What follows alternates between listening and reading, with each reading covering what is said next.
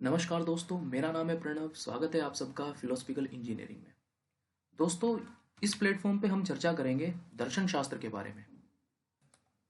मुख्य रूप से हमारा फोकस रहेगा भारतीय दर्शन शास्त्रों के बारे में।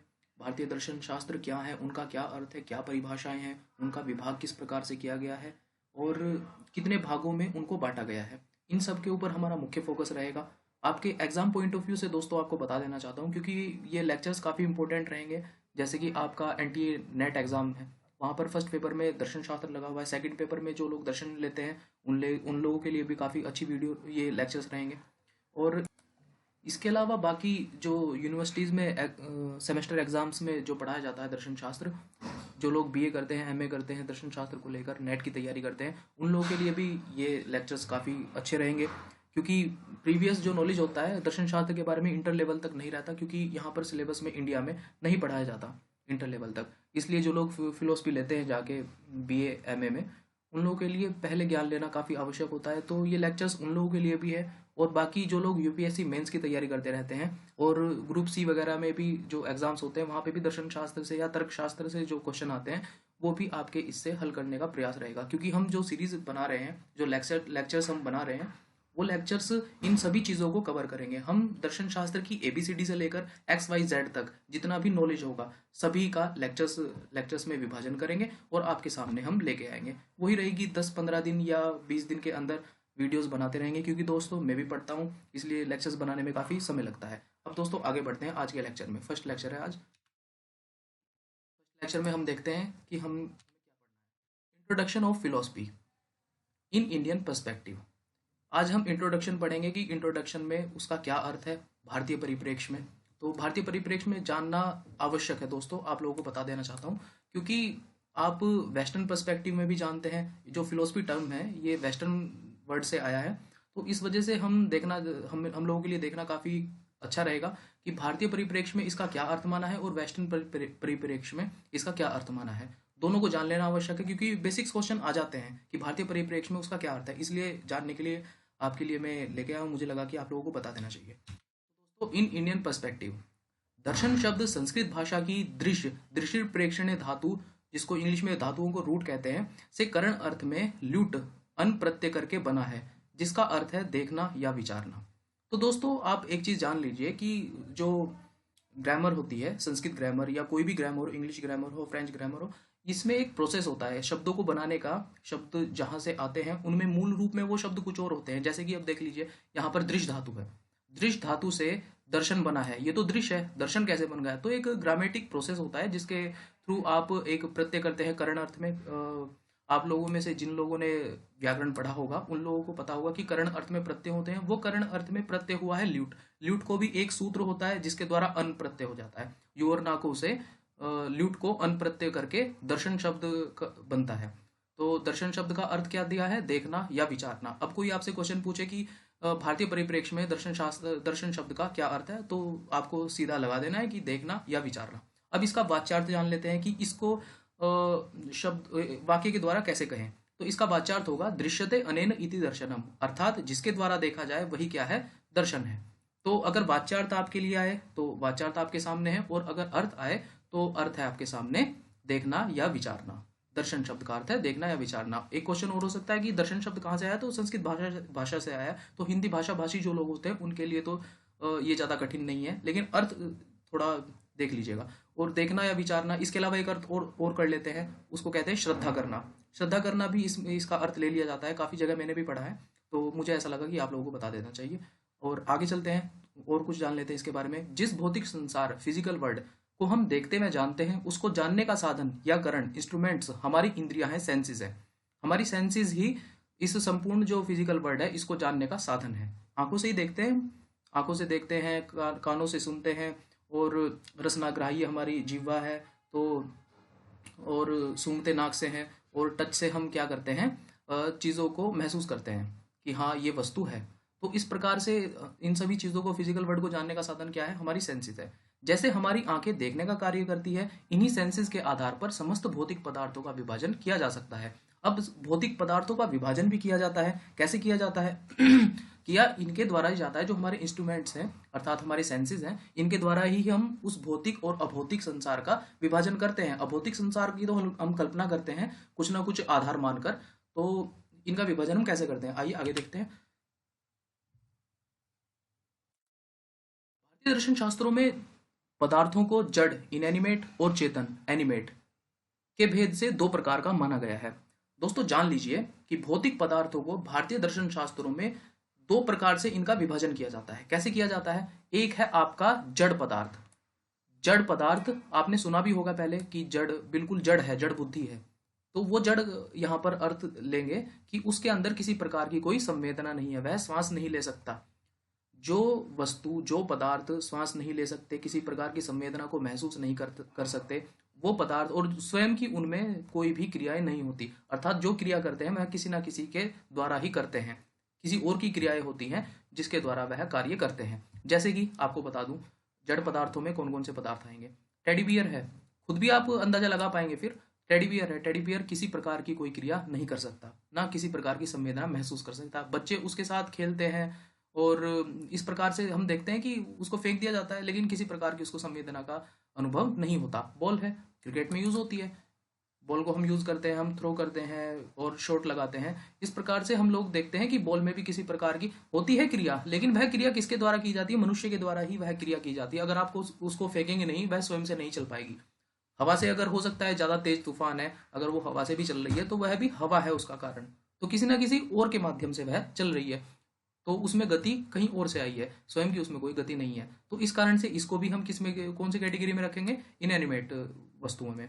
और डोल है, डोल का भी हम इसी प्रकार से विभाजन करेंगे, जड़ पदार्थों में ही। चेयर का भी, क्योंकि वो भी जड़ है। और क्लाउड है, क्लाउड भले ही चलते हैं, क्लाउड हम देखते हैं कि बादल आ गए हैं, बारिश हो रही है, लेकिन वह स्वयं का नहीं है, वहां कहीं ना कहीं उनमें उष्णता और इत्यादि जो है, वायु इत्यादि जो है उसमें कारण रहते हैं, तो वो भी प्राकृतिक कारण है, उसमें स्वयं का उसका कोई भी कारण नहीं है। स्केटबोर्ड है, स्केटबोर्ड भी जो है क्रिया स्वयं से नहीं करता। अब ये तो हो गए हमारे दोस्तों जड़ पदार्थ। अब जड़ पदार्थों के अलावा हमारे पास दूसरे पदार्थ कौन से हैं? चेतन पदार्थ, क्योंकि भारतीय दर्शन शास्त्रों में दो पदार्थों की कल्पना की गई है।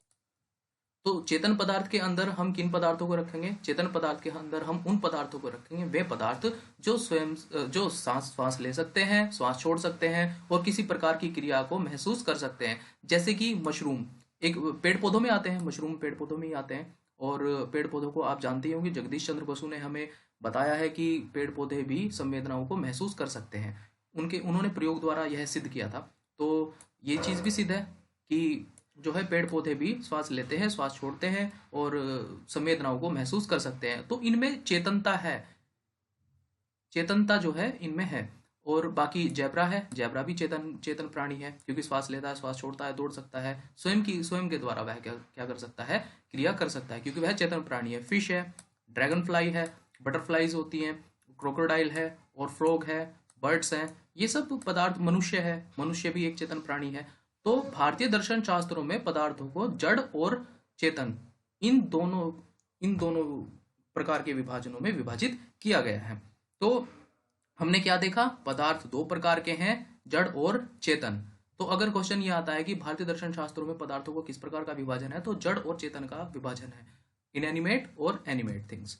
अब दोस्तों आगे चलते हैं, आगे देखते हैं कि इन भौतिक पदार्थों के प्रति दार्शनिकों का दृष्टिकोण ही दर्शन कहलाता है।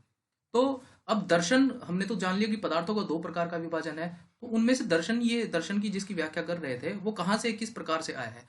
तो वो जो दृष्टिकोण था, पदार्थों का जो विभाजन किया गया था, वही पदार्थों का विभाजन एक प्रकार का दृष्टिकोण है भारतीय दर्शन शास्त्रों में। कैसा दृष्टिकोण है कि अलग अलग व्यक्ति यहाँ पर अलग अलग प्रकार की व्याख्या करता है। क्योंकि आप एक चीज जान लीजिए, भारतीय दर्शन शास्त्रों के बारे में एक चीज बहुत ही मुख्य है। वह मुख्य बात यह है कि डेमोक्रेसी आपको पूर्ण रूप से दिखाई देगी। अब देखते हैं कैसे। जैसे कि मैं बताता हूं कि भौतिक पदार्थों को, योग के जो रचयिता माने जाते हैं वो हैं आपके महर्षि पतंजलि। महर्षि पतंजलि ने इस संपूर्ण भौतिक संसार को और अभौतिक संसार को 26 पदार्थों में क्या किया है? विभाजित किया है। महर्षि पतंजलि ने योग शास्त्र लिखा, योग सूत्र लिखे। योग सूत्रों में उन्होंने बताया कि 26 पदार्थ होते हैं इस संपूर्ण भौतिक और अभौतिक संसार में। तो उनका व्यू, उन्होंने क्या माना है अपने पॉइंट ऑफ व्यू से कि दुनिया में 36 ही पदार्थ होते हैं। अब सांख्य है, इसी से रिलेटेड है, तो सांख्य 25 पदार्थ मानता है। नोट कर लीजिए, 25 पदार्थ सांख्य मानता है। सांख्य के रचयिता कौन है? महर्षि महर्षि कपिल। महर्षि कपिल ने क्या किया है, 25 पदार्थों में भौतिक और अभौतिक संसार का क्या किया है, विभाजन किया है।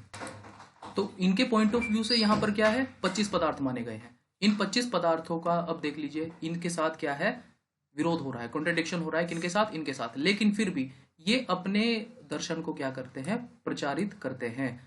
हम इनके दर्शन को आज जानते हैं सांख्य के दर्शन के रूप में, क्योंकि आपको मैंने बताया था अभी डेमोक्रेसी है। इस चीज को जान लीजिए कि भारतीय दर्शन शास्त्रों में बहुत अच्छी डेमोक्रेसी सिस्टम। अब कपिल के अनुसार कितने पदार्थ माने गए हैं, 25 पदार्थ माने गए हैं। अब देखते हैं न्याय और वैशेषिक के बारे में, क्योंकि ये दोनों एक दूसरे से जुड़े हुए हैं। तो 16 पदार्थ जो हैं महर्षि गौतम ने माने हैं। 16 पदार्थों में संपूर्ण भौतिक और अभौतिक जो जगत है उसका उन्होंने विभाजन किया है। तो इनके पॉइंट ऑफ व्यू से कितने पदार्थ माने गए हैं, 16 पदार्थ माने गए हैं। अब आते हैं वैशेषिक पे। वैशेषिक ने 7 पदार्थ माने हैं। वैशेषिक ने कितने पदार्थ माने हैं, 7 पदार्थ माने हैं। और वैशेषिक के रचयिता माने जाते हैं महर्षि कणाद। तो महर्षि कणाद ने 7 प्रकार के पदार्थों में संपूर्ण भौतिक और अभौतिक संसार का क्या किया गया है, विभाजन किया गया है।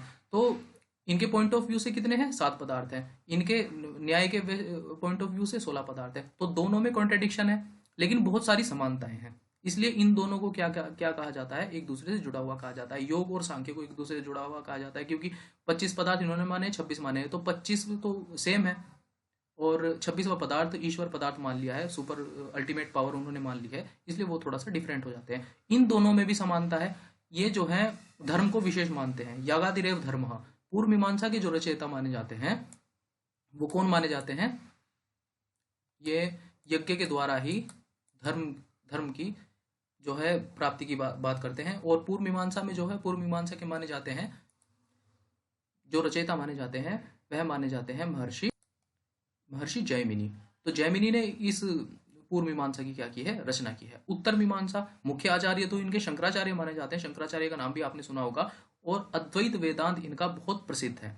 इन्होंने, इनके जो रचयिता माने जाते हैं बादरायण माने जाते हैं। और बादरायण ने जो है संपूर्ण जो जगत है, संपूर्ण जो हमें भौतिक जगत या फिजिकल वर्ल्ड दिखाई दे रहा है, इसको माना है कि ये सब मिथ्या है। लेकिन एक ही वस्तु है, बाकी सभी क्या है, अवस्तु है। वस्तु क्या है, वस्तु वही पर ब्रह्म है। और उसके अलावा जितना भी जगत हमें दिखाई दे रहा है वह क्या है, संपूर्ण मिथ्या है। तो इनका कंसेप्ट इन सभी से बहुत ही भिन्न है और काफी विशेष दर्शन इसको माना जाता है। तो आपके सामने इसको बताने का मकसद ये था दोस्तों कि आप देख लीजिए सभी का दृष्टिकोण क्या है, सभी का दृष्टिकोण सबका एक दूसरे से भिन्न है।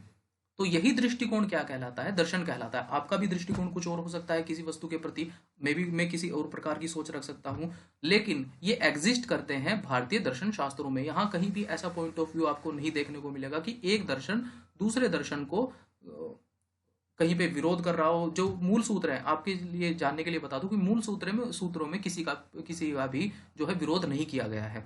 विरोध कहाँ पे हुआ है, आगे जो इनके ऊपर टीका लिखी गई है, जो इनकी एक्सप्लेनेशन लिखने वाले लोग हैं, उन लोगों में थोड़ा सा मत वैभिन्य दिखाई देता है। बाकी मूल सूत्रों में कहीं पे भी किसी के साथ कोई मत वैभिन्यता नहीं दिखाई देती। तो यह दृष्टिकोण जो है सबका क्या कहलाता है, दर्शन कहलाता है।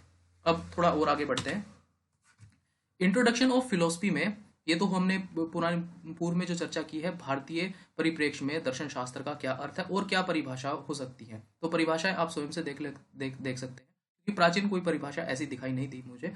और बल्कि वेस्टर्न फिलोसफी में तो काफ़ी परिभाषाएं हैं, जिनमें से मुख्य मैंने यहाँ पे कलेक्ट की है। इंट्रोडक्शन ऑफ फिलोसफी में हम देखते हैं in western perspective. Western perspective को भी जानना बहुत आवश्यक है, क्योंकि यह जो शब्द है फिलोसफी, यह वेस्टर्न से ही आया है। लेकिन भारतीय परिप्रेक्ष्य में दर्शन शब्द बहुत पहले से है, फिलोसफी से भी पहले, क्योंकि संस्कृत भाषा प्राचीन भाषा मानी जाती है और इससे तो प्राचीन है ही। तो आपके लिए जानने के लिए ये रहेगा कि इन वेस्टर्न पर्सपेक्टिव दर्शन शास्त्र को क्या माना गया है। ईस्टर्न वर्ल्ड जो है, ईस्टर्न वर्ल्ड में हमारा इंडिया भी आ जाता है, भारतीय उपमहाद्वीप भी आ जाता है। तो हमने भारतीय परिप्रेक्ष्य में उसका अर्थ देख लिया है। अब देख लेते हैं वेस्टर्न पर्सपेक्टिव में इसका क्या अर्थ माना है। इन वेस्टर्न पर्सपेक्टिव, यद्यपि पाश्चात्य दर्शन में की गई दर्शन शब्द की व्याख्या भारतीय दर्शन के बिल्कुल ही विपरीत है, तथापि अंग्रेजी भाषा में व्यवहृत फिलोसफी को ही दर्शन शब्द से जाना जाने लगा है। अब देख लीजिए कि दोनों में अंतर है। दर्शन शब्द का क्या अर्थ दिया था वहां पर, देखना या विचारना। लेकिन फिलोसफी का यहाँ पर जो कि वेस्टर्न वर्ड से आया है, इसका क्या अर्थ दिया गया है। फिलोसफी शब्द ग्रीक भाषा के फिलोसोफिया, फिलो प्लस सोफिया, ये भाषा जो है, ये फिलोसफी शब्द जो इंग्लिश टर्म हम यूज करते हैं, यह शब्द ग्रीक भाषा के फिलोसोफिया, इन दो शब्दों को मिलाकर बना है। अब हमने देखा था कि दर्शन शब्द जो हम हिंदी में यूज कर रहे थे वह संस्कृत भाषा से आया था, लेकिन फिलोसफी शब्द ग्रीक भाषा से आया है, जो कि दो शब्दों को मिलाकर बना है फिलोसोफिया। और फिलोस का क्या अर्थ है, प्रेम। प्रेम अर्थात कुछ लोग फिलोस कहते हैं, कुछ लोग फिलो कहते हैं, तो मैंने यहाँ पर जो ज्यादातर देखा वो देखा फिलोस। तो फिलोस का अर्थ है प्रेम, लव या अनुराग। और सोफिया जो कि दूसरा शब्द था जिसको मिलाकर बना था, सोफिया का अर्थ यहाँ पर दिया गया है ज्ञान, नॉलेज। तो दोनों को मिलाकर बना है संपूर्ण अर्थ ज्ञान के प्रति अनुराग, ज्ञान के प्रति अनुराग, लव ऑफ विजडम। वहां पर क्या अर्थ था भारतीय परिप्रेक्ष्य में, देखना या विचारना, या जिसके द्वारा देखा जाता है। दृश्यते अनेन इति दर्शनम, यह संस्कृत में माना था, और हिंदी में जिसके द्वारा देखा जाए वह क्या है, दर्शन है। और यहाँ पर ज्ञान के प्रति अनुराग, इंग्लिश में क्या कहेंगे, लव ऑफ विजडम। यहाँ पर दोनों में आपको अंतर समझ में आ गया होगा। डेफिनेशंस ऑफ फिलोसफी में देखते हैं कि कुछ परिभाषाएं हैं, मुख्य परिभाषाएं हैं। परिभाषाएं तो बहुत सारी हैं, लेकिन मुख्य रूप से दर्शन शब्द के अर्थ को समझने के लिए दो परिभाषाएं मुझे पर्याप्त लगी, तो मैंने आपके लिए कलेक्ट किए। डेफिनेशंस ऑफ फिलोसफी में प्रोफेसर पैट्रिक क्या कहते हैं, देखते हैं। प्रोफेसर पैट्रिक ने दर्शन शब्द की बड़ी ही सुंदर व्याख्या प्रस्तुत की है। Little girl stood looking out the window, very thoughtful, presently she turn and said, mother, what I don't understand is how there came to be any word. Her became very serious and she became a philosopher. तो आप देखिए कि एक छोटी लड़की होती है, ये कुछ शब्दों के माध्यम से, वाक्यों के माध्यम से बताने की कोशिश कर रहे हैं कि दर्शन शास्त्र आखिरकार है क्या। तो एक छोटी लड़की होती है, वह क्या करती है, अपनी माता से खिड़की से बाहर देखते हुए पूछती हैं कि माता, यह जो गाड़ियाँ आ रही जा रही हैं और बाकी ये जो संसार है, यह कहाँ से आया है। तो एक दिव्य दृष्टि देखिए, इसमें दिव्य दृष्टि ये हो सकती है कि विशेषता है उसके शब्दों में, कि वह एक प्रकार से दर्शन शब्द का ही प्रतिपादन कर रही है, क्योंकि वह किसी प्रकार की माता से अपनी जिज्ञासा कर रही है। और यही दर्शन शास्त्र का मूल है, जिज्ञासा ही दर्शन शास्त्र के मूल में होती है, कि जब तक आप जिज्ञासा नहीं करेंगे यह संसार कहाँ से आया, ये चीज़ें कैसे बनी है। और क्योंकि दर्शन शास्त्र को विज्ञान का जनक भी कहा जाता है, तो वही जन्य जनकता भाव दर्शन में और विज्ञान में है। तो ये भी एक प्रकार की जो है, वह जो छोटी बच्ची होती है वह भी जो है क्या कही जाएगी, एक प्रकार की फिलोसफर कही जाएगी। और बहुत सीरियस होकर उसने वह क्या किया था, प्रश्न किया था कि माता, यह संसार कहाँ से आ रहा है। तो उसका यह प्रश्न पूछना ही उसके दार्शनिक विचारों का प्रतिपादन करता है। और ये बड़ी अच्छी व्याख्या है दोस्तों, काफ़ी फेमस है प्रोफेसर पैट्रिक। अब दूसरे हैं अरिस्टोटल। अरस्तु का नाम आप लोगों ने सुना ही होगा। तो दर्शन वह विज्ञान है जो परम सत्ता के स्वरूप तथा उससे संबंधित गुणों, एट्रीब्यूट्स का अन्वेषण करता है।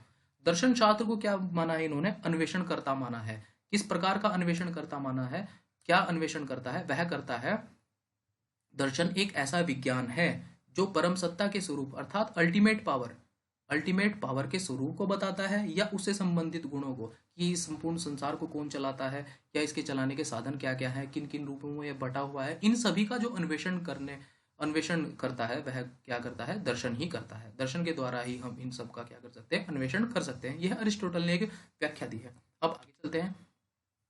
आगे दोस्तों, सिर्फ सामान्य सी बात मैं आपको ये बता देना चाहता हूँ कि दर्शन शास्त्र को जानने के बहुत सारे साधन हैं। जैसे कि बुक्स हैं, आप बुक्स पढ़ सकते हैं। मैंने भी बहुत सी बुक्स पढ़ी हैं, उनमें से एक आपको बता देता हूँ। भारतीय दर्शन में एक जो कि समालोचनात्मक अध्ययन टाइप का ही किया हुआ है, भारतीय दर्शन के नाम से, जो चंद्रधर शर्मा की है, वो अच्छी बुक है। An introduction to Indian philosophy, जो लोग इंग्लिश में पढ़ना चाहते हैं वो लोग भी पढ़ सकते हैं।